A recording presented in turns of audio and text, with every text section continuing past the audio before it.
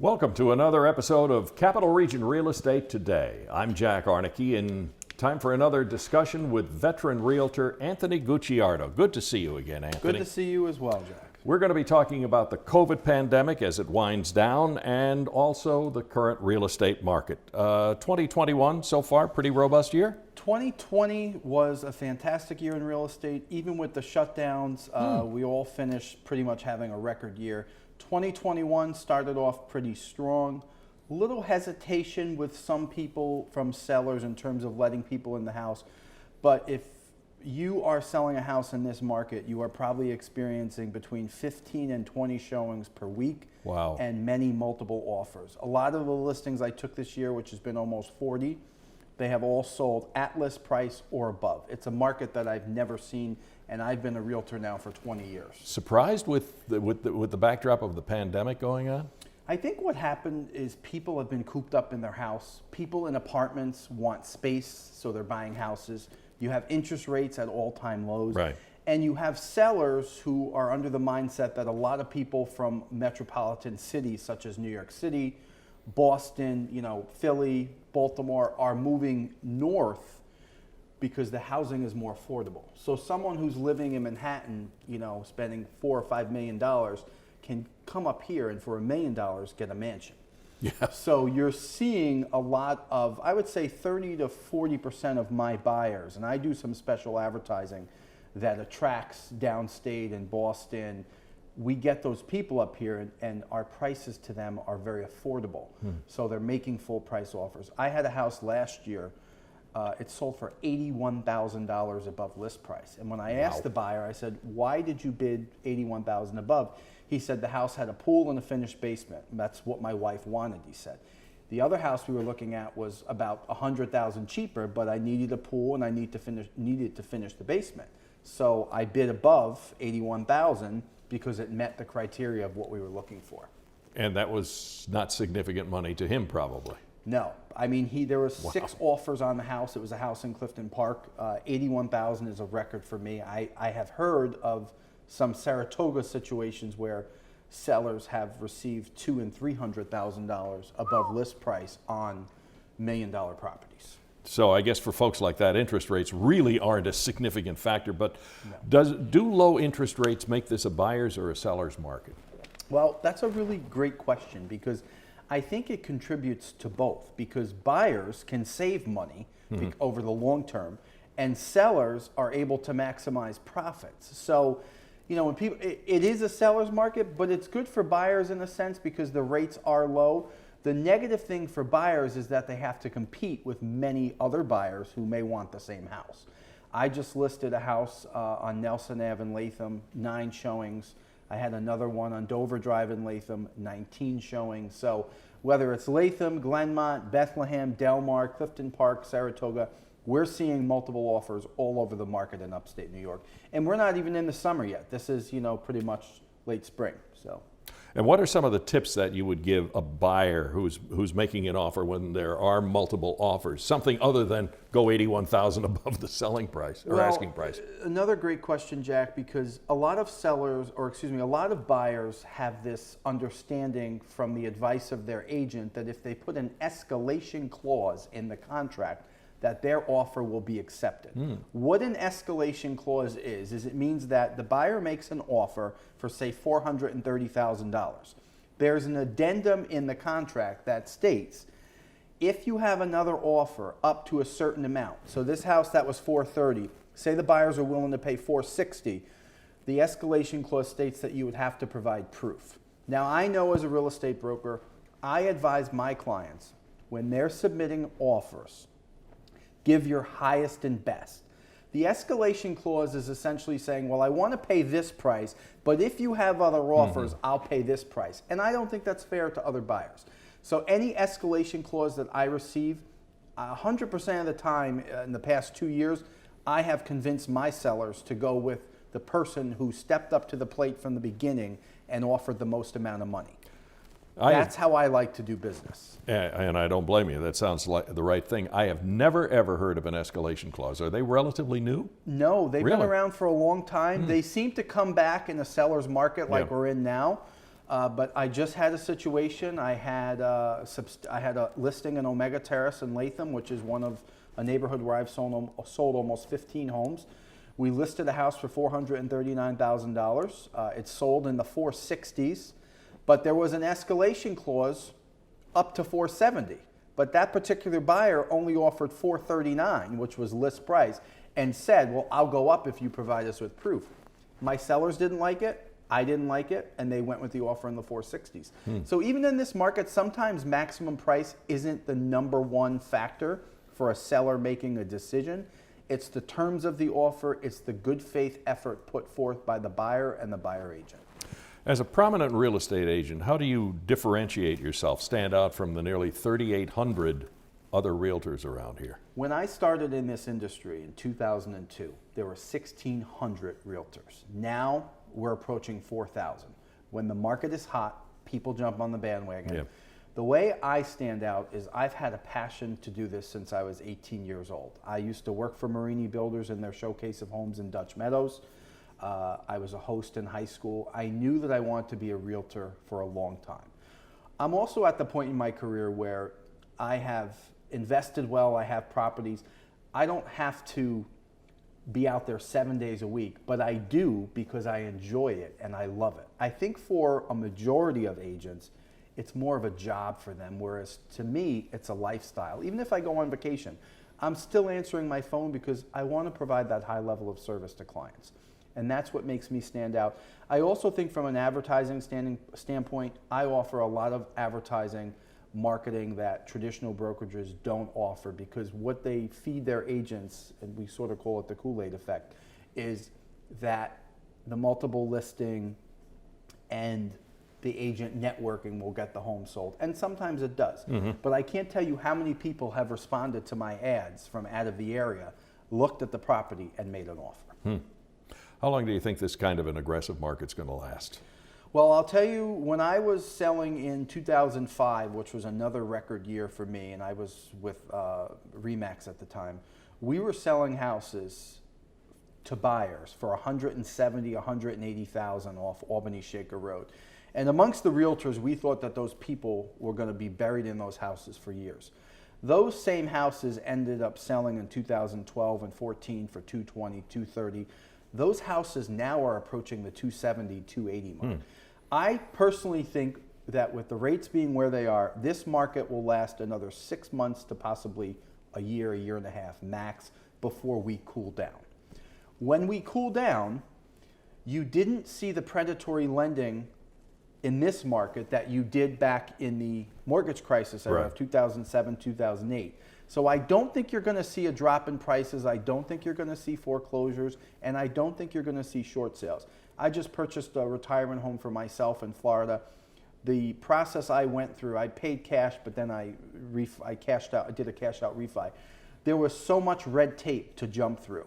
And the reason that is because they don't want people coming from all over the country buying in other markets and buying 6 condos or 6 houses. That's what caused the issue years ago. So I think the market will cool down, but I think we will maintain stability, and I think we'll continue to grow each year, especially in upstate New York where it's very affordable. What would your advice be to somebody who's thinking about selling but not quite ready to actually make the jump as yet? Well, I've met with a lot of sellers this year who are waiting on some state policies or government policies to see if they're going to be able to retire. So what I've been telling people is, if your plans to sell in the next 1 to 3 years, and you can sell early, maybe you're leaving the area, maybe you're staying with friends, family, maybe you have a second home, I would definitely take advantage of the market. I mean, if you're 45 and you're not retiring until 55, obviously you're not going to sell. Right. But if you're at that age 60, 62, you're thinking about retiring, or maybe your job allowed you to work from home and now they're creating a position that you can always work from home, this is a great time. This is probably one of the best times I've ever seen in almost 20 years as a realtor that you can sell your property. Now, you mentioned the working from home, and the reports that I've seen is that there's going to be a fair amount of that occurring because of COVID that's created that trend. Is that one of the biggest direct effects of COVID on your business? People are increasing their square footage because they are working from home. So they Right. want a first floor office. They want a big yard because the kids are staying close to home. They want a swimming pool because, you know, people are not going to the social events that they used to, and people are keeping, you know, staying close proximity to their properties. So I think we need to be careful as a country that when everything lifts and everyone has their vaccine, that we all don't run out there and congregate, because who knows what else is lurking out there that could happen. So people are investing in their properties, and yes, I think COVID essentially has had a positive effect on the real estate market. And obviously low interest rates And too. low interest rates too, yeah. That always plays a factor. But even if the rates creep up 0.5%, you're maybe looking at $60, $80 a month more. You're not looking at a huge difference. I mean, if rates went up to 8 or 9%, I'd say we have a problem. But I have heard stories before my time of people who were in the real estate industry in the 80s when interest rates were 15, 19%. Yeah, I remember those and they were days. buying houses. I wasn't even born, or I was probably in school at that time, but that's what I heard. So if you can sell houses when interest rates are that high, we've seen what's happened with interest rates below 4%. I want to sell my home. I talk to you. I sign you as a realtor. I don't want people tramping through my house with this, what's left of the pandemic. What do you advise folks who are in that situation and yet want to sell? Well, there's two things. You can wait until everyone is vaccinated, or you can limit the amount of restrictions that we have. We basically, at Gucciardo Real Estate Group, we take every precautionary measure. We provide sanitizer, masks, gloves. I do request that sellers put lights on themselves so that people aren't touching their switches. We restrict all bathroom use, so no one's using your bathroom.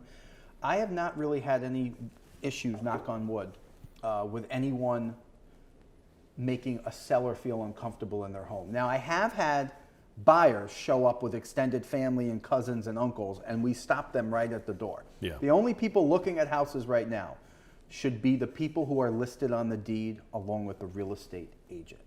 In addition, if they have children, if there's interest in the property, we're setting up a second showing. It also depends on people's personal tolerance. If someone is really fearful of getting COVID or getting sick, obviously we're going to take extra measures to protect them and make sure that they're comfortable. If the seller is like, hey, I get it, have them wear a mask, we're okay, let them in, then we do it. So it's tailored to the seller's preference. Okay.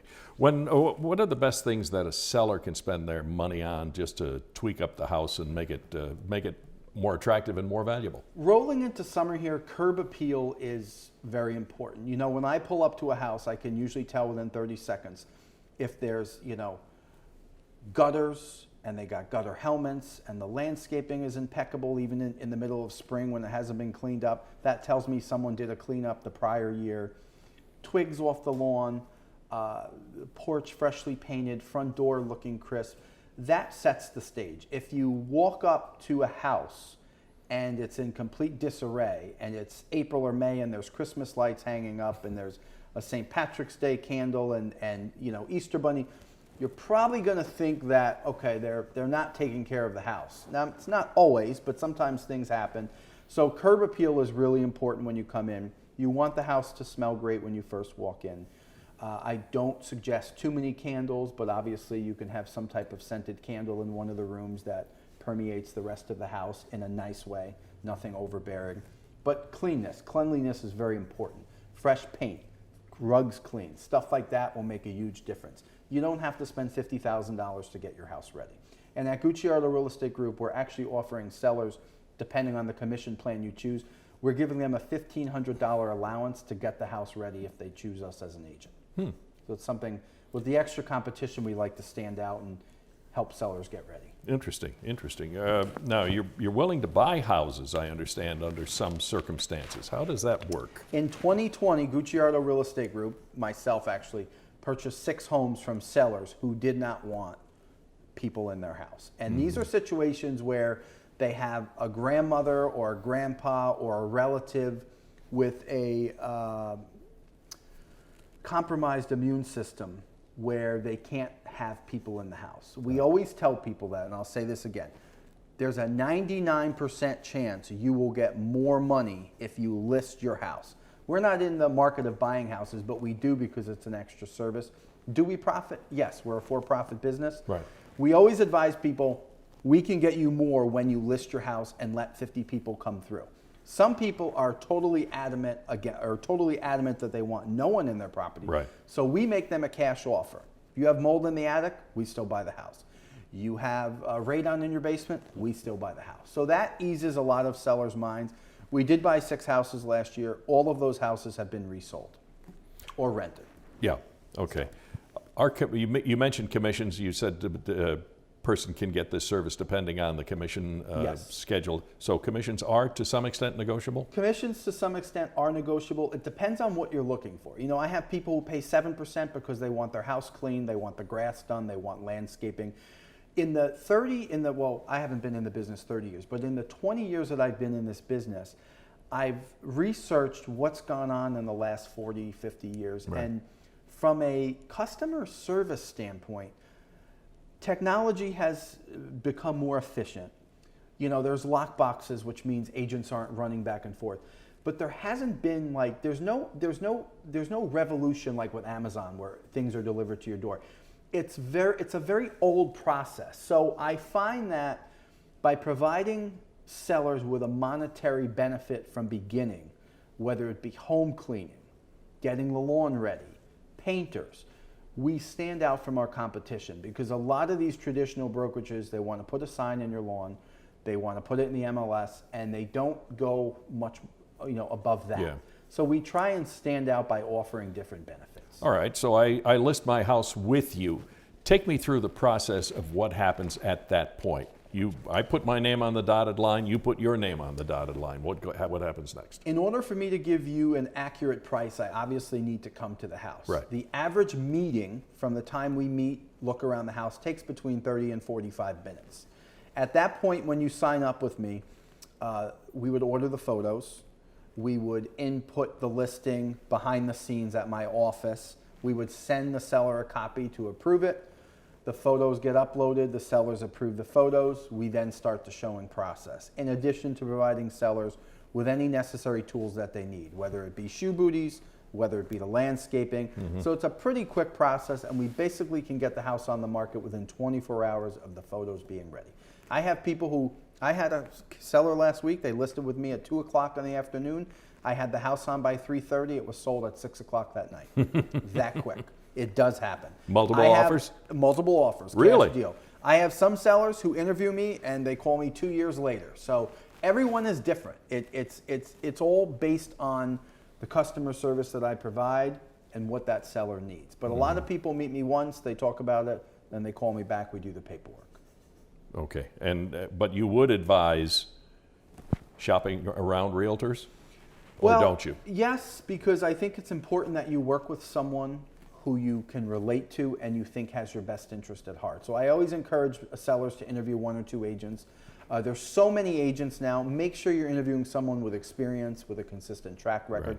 And make sure you're interviewing someone who is telling you the truth. You know, when someone walks in your door and they haven't looked around and they tell you how gorgeous your house is, make sure they're telling you the truth. I've always liked to believe that I keep the insincerity and phoniness out of real estate, and I think that's what makes me stand out, as people know that I'm genuine. But if something is wrong with the house, I tell you. You don't want someone to tell you everything is great. I mean, some houses are just great, and you say, hey, I would love to tell you need to do this, but you don't. Mm-hmm. Some people live great, and they have their houses very nice, and others need a little guidance. Yeah. So hire someone who's honest and truthful.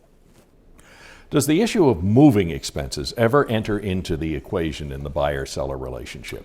It does. A lot of sellers will ask me, to recommend movers. And that's an industry that's completely different from my industry. Right. In the sense that I don't control pricing.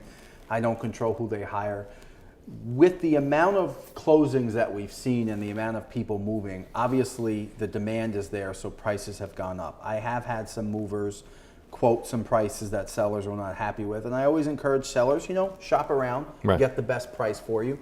But, if you're moving across the country or moving to Florida and you have a lot of stuff, there's a good chance that move's going to be well over $15,000, $20,000. If you can rent a truck yourself, or if you have people who can help you, obviously you can cut costs. Mm-hmm. So my advice to anyone who's looking for moving, you shop around with a few of the big names and see what they say. Okay. What about you've shown the house, you have a buyer, you sign the paperwork. What about the time to close from the time the offer is accepted? What's the usual? So right now, when a seller lists their house, say they list their house May 15th, there's a good chance the house is going to sell by the end of May. If it's a cash deal, you're probably looking at a 30 to 45 day closing. But let me add that in the seller's market, I have been able to get sellers 60, 90, even 120 day closings, which allow them time to buy another house or find something in another state. So in a seller's market like we're in, the sellers are calling the shots with the terms, which helps them find something else. But generally speaking, on a traditional sale where there's a conventional mortgage involved, if you sell your house the end of May, you're probably looking at an end of July closing. Title companies, mortgage companies, appraisers, they're a little backed up right now because of the amount of volume in the industry. But generally 60 days, a little shorter if it's cash, and you're able to customize terms with certain buyers.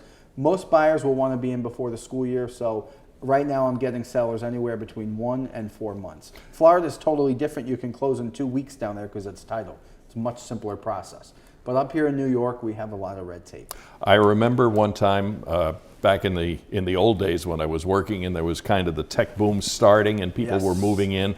And I remember a lawyer telling a bunch of realtors and other lawyers, you better figure out how to do a closing within 3 weeks. Otherwise, you're not going to have any business anymore. Is it true that many other states have much shorter, like you cited in Florida? Much shorter closings. And listen, I love New York State. I'm from New York State. I certainly think we have some issues, and I think that's due to our leadership. But as I said, I purchased a house in Florida recently. It was so simple and so less stressful than up here. They have no attorneys down there. Now, I'm not saying that attorneys up here don't bring value to the transaction. They certainly do. But in Florida, it's much simpler, and there's no attorneys involved. The realtors do most of the work. I don't know if we'll ever see that up here. I'm not saying it would be nice. Do I think it would simplify things? I think if that ever happened, you'd see attorneys improve very quickly, because the issue we see with some attorneys, and I like a lot of them, I get along with many of them, you know, a seller doesn't want to wait 24 hours for a return phone call. They want answers. I almost think there needs to be a portal created where a seller can log in and see what's going on in my transaction today. And a lot of real estate, a lot of law firms don't have that. Right. But Florida was much simpler. And even on cash deals, I mean, I have purchased homes cash. It's a struggle to get it closed in 30 days. And I think there's just too many people involved if the realtors were able to do things themselves. I mean, if you're watching this show and you call me or text me, you're going to get a return call very quickly if I don't answer my phone call, if I don't answer my phone. So I think the level of communication sometimes needs to improve. But from what I saw in Florida, I was very impressed. But if you're dealing with 2 weeks, no attorneys, looking over the legal, dotted I's and crossed T's, is there more room for fraud? Well, is there a greater danger for there's always a greater danger. I think in this area, attorneys protect their clients, which is what they're supposed to do. Right. But I think if there was some type of review period, I think obviously you could be protected. Yes, certainly there's fraud that can happen. In New York State, we saw more fraud on the mortgage end because documents were being altered by, representatives who were not supposed to be altering documents. Mm-hmm. When I sell a house, I mean, I don't take money up front. We decide on a list price, you sign a contract, and then the attorneys take over at closing. So it's really hard to answer that question. I don't have a criminal mind in that sense. I don't know what someone could do. But you do, obviously, if there's no attorneys, something could definitely happen. But I do have a lot of sellers who say, I don't want to pay $800 to an attorney. I've sold 8 houses. I'll deal with the buyer's attorney. So we have a new president. Does a new administration make much of a difference in the nuts and bolts business of real estate? Well, we saw a lot of, I participate in the stock market myself. And when President Trump was in office, we obviously had some record gains. I think along myself with other people, took those gains out and put it into real estate. History, statistically speaking, when a Democrat's in office, the stock market usually does perform pretty well. So I am hoping that people who make money in investments and different accounts will continue to invest in real estate. So I haven't seen a drop because Joe Biden took office. Okay. So, no. In 2020, you went through a personal breakup that made the news. You ended up, there were some charges filed. Ultimately, those charges were dismissed. Yes. Some people who don't know you could be concerned about that. Yes. What do you say to folks who don't know you or don't really know what happened and yet are aware of that? Yes. Well, I want to address the public because all charges were dismissed. And unfortunately, I was engaged to be married. It did not go well. Being in the public eye, I had a real estate agent who used to work for me, and her husband was the police chief in Waterville. And when he found out I was having issues because I let that particular agent go, I believe he retaliated and called all the media outlets to try and tarnish my business reputation. So I fought hard, my attorney and I did. It was a bad breakup. I think people in life know that when man and woman, or whatever the case may be in your situation, when there's a breakup, there are emotions, there are feelings, and there are text messages and phone calls exchanged. But all charges were dismissed. There was no conviction. There were no orders of protection, no court fees. And ultimately, the police chief was fired. And I am very thankful for City Hall for doing that. They knew what happened. They knew what he did. And he was removed from his position. So if you have concerns and you are, maybe you like my advertising and marketing, you're welcome to use one of my agents. If you Google it now, you'll see that the charges were dismissed. I am in the public eye. I do think some people know about it, so that's why I wanted to address it on the show. But this will be the last time that I bring it up. It was a learning experience, and I've learned next time to choose my partner wisely and listen to your parents and the people who love you when they give you their advice. But I've moved on. We're doing great in the business, and I thank the community for being understanding about it. Okay. Anthony, pleasure chatting with you again. Thank you chatting all. with you as well. Thank you. Pleasure. Thank you all very much for tuning in. I'm Jack Arnicke. This has been another edition of Capital Region Real Estate Today. Have yourself a wonderful day.